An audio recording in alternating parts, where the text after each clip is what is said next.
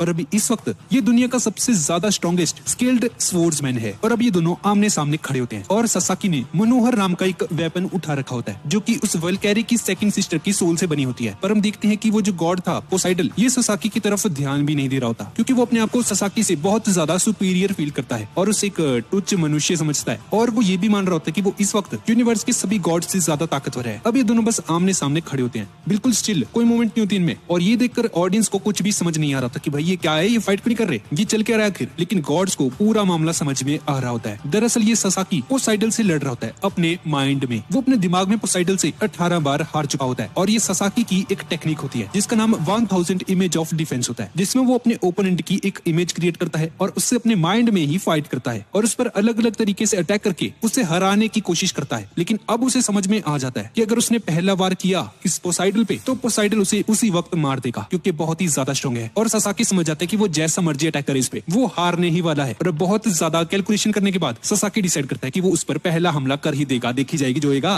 और वो law of inertia का यूज करके पोसाइडल पर हमला करता है। लेकिन इस अटैक से वो अपनी तलवार को वापस से नहीं मोड़ सकता था और उसी समय इस मौके का फायदा उठाकर पोसाइडल उसे मार सकता था। लेकिन ससाकी अपनी सुमेन किची टेक्निक का यूज करके अपनी तलवार को मोड़कर पोसाइडल को घायल कर देता है। और ये ऐसा पहली बार था कि जब पोसाइडल ने किसी की आंखों में आंखें डालकर देखा होता है। और अब पोसाइडल फाइट में थोड़ा सा सीरियस हो जाता है और ससाकी की तरफ बढ़ने लगता है और उस पर एक साथ बहुत सारे हमले करने लगता है। और ससाकी उन अटैक्स को बहुत ही इजीली मोड़ देता है और भागकर उसकी तरफ ही जा रहा होता है। और वो ऐसा इसलिए कर पा रहा होता है क्योंकि वो अपने दिमाग में 1000 इमेज ऑफ डिफेंस का यूज कर रहा होता है और उसे पहले ही पता होता है कि पोसाइडल उस पर कौन सा हमला करने वाला है और उसका अटैक कहां पर आकर कैसे कैसे लगेगा, जिससे कि वो बहुत ही इजीली उसके सभी अटैक्स को डॉज कर रहा होता है। अब पोसाइडल को बहुत ज्यादा गुस्सा आने लगता है और ससाकी पर एक जोरदार हमला करता है और उसे घायल कर देता है और उसे चिढ़ाते हुए हंसता है।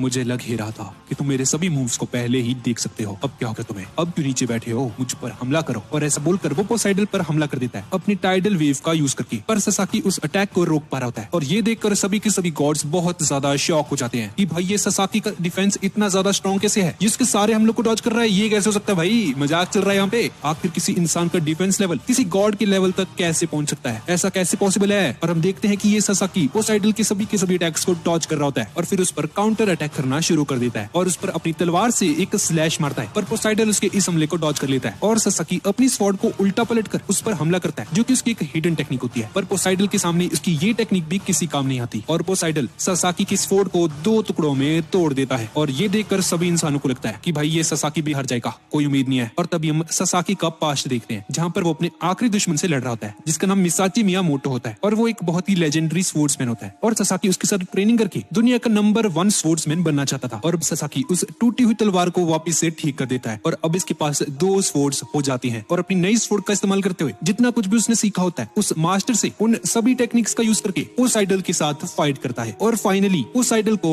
मार देता है। और ये पूरी हिस्ट्री में पहली बार हुआ था कि किसी इंसान ने किसी गॉड को हरा दिया और ये देखकर सभी के सभी इंसान बहुत ज्यादा खुश हो जाते हैं। और इस मैच का विनर है ससाकी। और अब अभी तक 3 मैचेस कंप्लीट हो चुके हैं जिसमें से 2 मैचेस गॉड्स ने जीते हैं और 1 मैच इंसानों ने। अब इसके बाद हम हिल्डे को देखते हैं जिससे उसकी पार्टनर पूछती है कि भाई अब बनाने वाला है लड़ने। और तभी वहां पर हरकुलिस आ जाता है जो कि एक आधा इंसान और आधा गॉड होता है और ये बहुत ही ज्यादा बहादुर और नेक दिल गॉड होता है। और तभी हरकुलिस उन सभी को बताता है कि अब गॉड्स की तरफ से वो लड़ने वाला है और इतना बोलकर वो वहां से चला जाता है। और हिल्डे की साथी हिल्डे से पूछती है, हाँ तो हिल्डे अब किसे भेजना है इस हरकुलिस से लड़ने के लिए। और वो थोड़ा सा मुस्कुराने लग जाती है क्योंकि इसने हरकुलिस से लड़ने के लिए एक ऐसे इंसान को चूज किया था जिसे पूरी इंसानियत नफरत करती थी। और इसी दौरान हरकुलिस से मिलने लोकी वहां पर आता है और उसे लग रहा था कि ये हरकुलिस गॉड्स को धोखा देने वाला है और इंसानों को जीतने में उनकी हेल्प करने वाला है क्योंकि ये हरकुलिस एक गॉड बनने से पहले एक इंसान था। जिस पर हरकुलिस उसे कहता है, अबे ओ तूने समझ के रखा भाई मेरे को है, मैं इंसानों को कभी भी खत्म नहीं होने दूंगा, लेकिन इसके बावजूद भी मैं गॉड्स की तरफ से अपनी पूरी पावर के साथ लड़ूंगा, मैं कोई गद्दारी कर आदमी नहीं हूँ। और इतना बोलकर वो वहां से चला जाता है और अपने ओपोनेंट के आने का इंतजार करने लगता है। और तभी वहां पर हरकुलिस का ओपोनेंट आ जाता है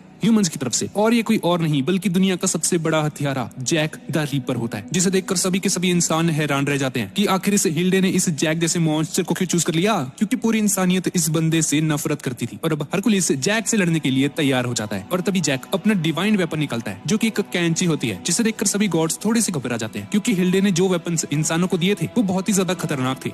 ये क्या भाई छोड़ो। लेकिन उसके वेपन्स को देखकर ये हरकुलिस बिल्कुल भी नहीं डरता और उससे लड़ने के लिए तैयार हो जाता है। लेकिन तभी जैक वहां से भागने लगता है और हरकुलिस उसका पीछा करने लगता है, जिसकी वजह से हरकुलिस जैक के ट्रैप में फंस जाता है और उस पर कई सारे नाइफ से अटैक होता है। लेकिन हरकुलिस को उन अटैक से कोई फर्क नहीं पड़ता क्योंकि गॉड्स को सिर्फ डिवाइन वेपन से ही मारा जा सकता है। और इसके बाद हरकुलिस हरकुलिस जैक को मारने के लिए उसकी तरफ पड़ता है और वही हरकुलिस ब्रॉली जैसा क्यों लग रहा है और जैक हरकुलिस पर बहुत सारे वेपन से अटैक करता है जिससे हरकुलिस बहुत ज्यादा घायल हो जाता है, जिसे देखकर सभी गॉड्स बहुत ज्यादा हैरान हो जाते हैं क्योंकि गॉड्स को सिर्फ डिवाइन वेपन से ही डैमेज पहुंचाया जा सकता था, लेकिन ये जैक द रीपर कुछ चाकुओं से ही इसको नुकसान पहुंचाने में कामयाब हो रहा था। और तभी जैक हरकुलिस को बताता है कि उसने उसे झूठ बोला था। हाँ तो भगवान जी, मैंने आपसे झूठ बोला था, असल में मेरा डिवाइन वेपन ये नाइफ्स है, वो कैंची नहीं। जिसे देखकर बहुत सारे इंसान उस पर गुस्सा होने लगते हैं कि भाई क्या बंदा है ये, चीटिंग कर रहा है, ये हट, ये तो इसे बेवकूफ बनाकर इससे लड़ रहा है। लेकिन कुछ इंसान जैक को सपोर्ट भी कर रहे होते हैं क्योंकि ये बहुत अच्छी टेक्निक थी। और इसके बाद जैक अपने नाइफ से हरकुलिस पर हमला कर देता है। हरकुलिस उसके अटैक्स को रोकने की कोशिश करता है पर ऐसा करते हुए वो थोड़ा सा घायल हो जाता है। लेकिन कुछ देर बाद हरकुलिस जैक के हमले को समझने लग जाता है और धीरे धीरे उसकी तरफ बढ़ने लगता है, उसके सारे के सारे अटैक्स को डॉज करके, और एक सही मौका देखकर जैक पर हमला कर देता है। लेकिन जैक उस अटैक को अपनी छाती से रोक लेता है और इसे देखकर हरकुलिस अपने फर्स्ट लेवल अटैक को यूज करता है, जिससे हरकुलिस की बॉडी पर बहुत सारे टैटू आ जाते हैं। और अब हरकुलिस नीमिन लाइन नाम की एक अटैक से उस पर हमला कर देता है जिससे कि जैक बहुत ही ज्यादा दूर जाकर गिरता है। लेकिन किसी तरह से जैक उसके इस हमले को सर्वाइव कर जाता है और उसे कहता है बहुत बढ़िया, काफी बढ़िया अटैक था तुम्हारा, पर ये काफी नहीं है मुझे हराने के लिए। और तभी हम देखते हैं कि हरकुलिस की बॉडी पर जो टैटूज थे वो धीरे धीरे बढ़ने लग गए हैं। दरअसल ये जो टैटू है ये हरकुलिस के 12 पर अटैक्स में से एक है जिसका नाम नीमिन लाइन है। और इस टेक्निक का यूज करने की वजह से यूजर को बेहिसाब दर्द होता है और उसकी बॉडी पर बहुत सारे टैटू आ जाते हैं। और जब यूजर की बॉडी उन टैटू से भर जाती है तब उसे यूजर की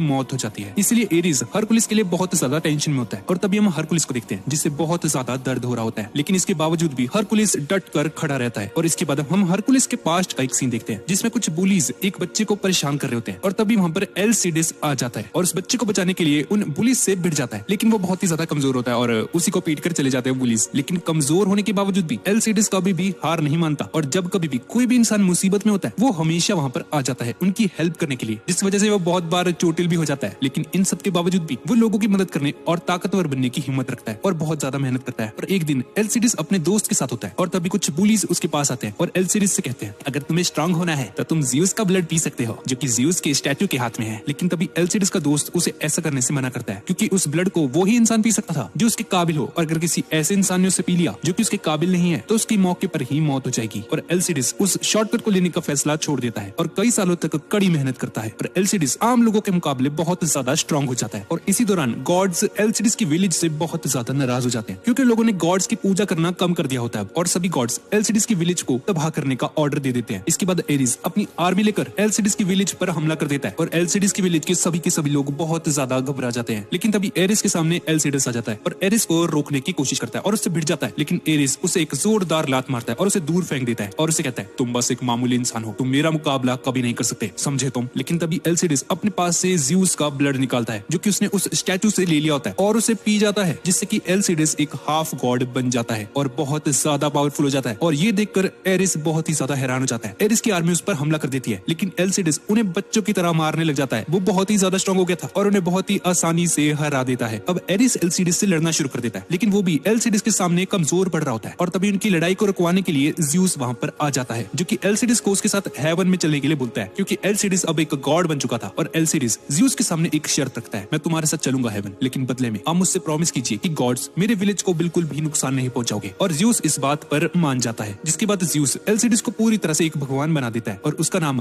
हरकुलिस रख देता है। अब इसके बाद हम वापस प्रेजेंट में आ जाते हैं जहाँ पर जैक बहुत ही ज्यादा तेजी से हरकुलिस पर हमले कर रहा होता है जिन्हें हरकुलिस बहुत ही आसानी से रोक रहा होता है। लेकिन तभी जैक हरकुलिस को अपने एक ट्रैप में फंसा देता है और हरकुलिस पर अपनी नाइफ से बारिश कर देता है उस पर, जिससे कि हरकुलिस बहुत ही ज्यादा घायल हो जाता है। और ये देखकर सभी गॉड्स थोड़े से परेशान हो जाते हैं। अब जैक अपने उसी ट्रैप का इस्तेमाल करता है, वही नाइफ्स वाला, और हरकुलिस पर नाइफ्स की बारिश कर देता है। और हरकुलिस अपनी स्टिम्फेलियन बर्ड टेक्निक का यूज करता है और जैक के उस हमले को उसी के ऊपर रिफ्लेक्ट बैक कर देता है, जिससे कि जैक थोड़ा सा घायल हो जाता है और उसका वन आई ग्लास टूट जाता है। और तभी हम देखते हैं कि जैक की एक आंख रेड कलर की होती है और वो अपनी इस आंख से किसी के अंदर की फीलिंग्स को देख सकता है। और तभी हम जैक के पास्ट का सीन देखते हैं जहां पर जैक कचरे के